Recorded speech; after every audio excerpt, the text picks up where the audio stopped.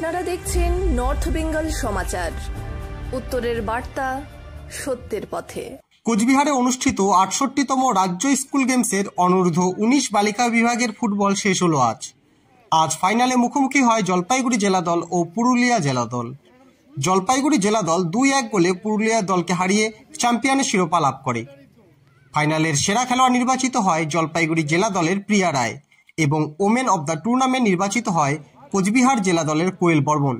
কোয়েল বর্মন এই টুর্নামেন্টের সর্বোচ্চ গোলদাতা। দেওয়ানগঞ্জ হাই স্কুলের ছাত্রী কোয়েল বর্মন এবং তার সঙ্গে আরও ৪ জন মহিলা ফুটবলার রাজ্য দলের প্রাথমিক ট্রায়ালে সুযোগ পেয়েছে।